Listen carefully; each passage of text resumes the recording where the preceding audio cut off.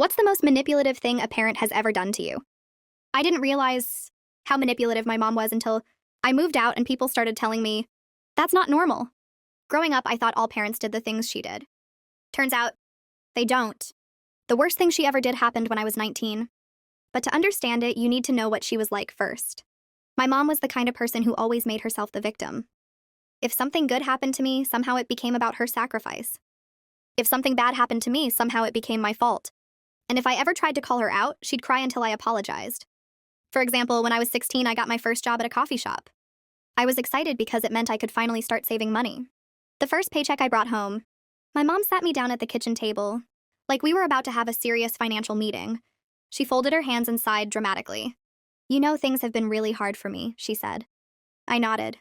She was always saying that. "So from now on," she continued, "I think it's fair if you contribute to the household." I was 16, so I didn't question it. She took half of every paycheck after that. Later, I found out we weren't even struggling financially. But that was just normal life with her. Everything came with guilt attached. If I wanted to go out with friends, she'd say things like, "I guess you don't want to spend time with your own mother anymore." If I bought myself something nice, she'd say, "Must be nice to have money when your poor mother is struggling." So by the time I was 19, I had been trained to feel guilty about literally everything. That's why what happened next worked so well on me. At the time, I had just been accepted into a university 2 hours away. It wasn't some fancy Ivy League school, but it was good. More importantly, it meant I could finally move out. I remember the day I got the acceptance email. I was sitting on my bed staring at my phone in shock. Then I ran into the living room. "Mom, I got in!" She looked up from the couch. "Oh, oh." I expected excitement, maybe a hug. Instead, she asked, "How far is that again?" 2 hours. Her face fell. "That's really far." I laughed awkwardly. "It's not that bad." But she didn't laugh.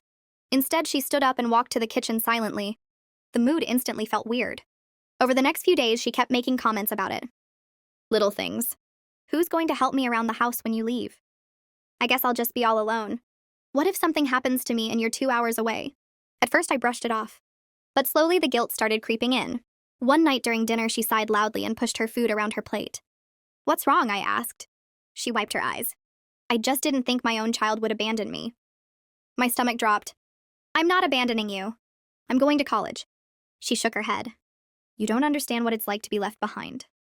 Then she started crying. Of course I apologized. I always apologized. But that was just the beginning. A week later, she came into my room holding a stack of papers. "Can we talk?" She sat on the edge of my bed. "I've been thinking about your school situation." I felt nervous immediately.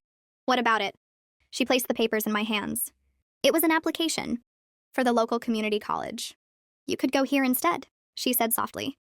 "It's still college." My chest tightened. "But I already got accepted somewhere else." She nodded slowly. "I know, but this way you could stay home." I hesitated.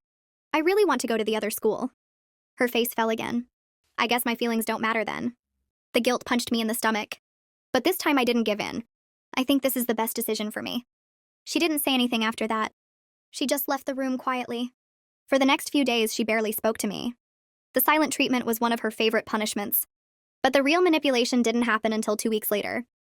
That's when she called me while I was at work. Her voice sounded panicked. "I need you to come home." My heart started racing. "Why? What's wrong?" I don't feel good." I left work immediately. When I got home, she was sitting on the couch holding her chest. "I think something is wrong with my heart," she whispered. I freaked out. "Do you want me to call an ambulance?" She grabbed my arm. No, it's okay." "But you said your chest hurts." She looked at me with watery eyes. "I just think the stress is getting to me." "What stress?" She looked away. "The thought of you leaving." I felt like someone poured ice water down my back. "You're saying me going to college is making you sick?" She didn't answer. She just started crying. For the next hour, she talked about how scared she was to live alone. How lonely she'd be. How she didn't know how she'd survive without me. By the end of the conversation, I felt like the worst daughter in the world. And that's when she said the sentence that almost changed my entire life. "If you leave, I honestly don't know if my heart could handle it." I wish I could say I immediately recognized how manipulative that was. But I didn't. I believed her. For the next week, I seriously considered giving up my college acceptance. I even started filling out the application for the local school she wanted. Then something unexpected happened. My best friend Jenna came over. She found the application sitting on my desk. "What's this?" she asked. "Oh, it's just a backup plan." "For what?" For if I stay here? Jenna frowned. I thought you were going to the other university. I hesitated. My mom isn't doing well. What do you mean? I explained everything. The chest pain. The stress. The fear of being alone. When I finished, Jenna just stared at me. Finally, she said something that changed everything. Do you realize that's emotional blackmail? I blinked. What? She's basically saying she'll get sick if you leave. Well, yeah. That's not normal. My stomach twisted. But what if she's serious? Jenna crossed her arms. If she's having heart problems, she needs a doctor. Not a daughter who sacrifices her life. I didn't know what to say. No one had ever talked about my mom like that before. For the first time, I started looking at the situation differently. That night, I confronted her. I think you should see a doctor about your chest pain. She waved it off immediately. It's just stress. But what if it's something serious? It's not. Then why does it only happen when we talk about me leaving? Her expression changed instantly. Are you accusing me of faking it? I didn't say that. You're unbelievable. She stood up dramatically. After everything I've done for you, you think I'd lie about something like that? I felt the familiar guilt rising again. But this time, I held my ground. I'm still going to college. The silence in the room felt suffocating. Then she said something I'll never forget. Don't come running back when you realize how much you've hurt me. 2 months later, I moved out. And you know what happened? Her mysterious chest pain completely disappeared. No hospital visits. No doctor appointments. Nothing. She was perfectly fine.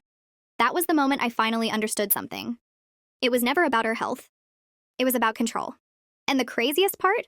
To this day, she still tells people that I abandoned her for college. Like she was the victim the entire time. But honestly, that wasn't even the most manipulative thing she ever did. Just the one that almost worked.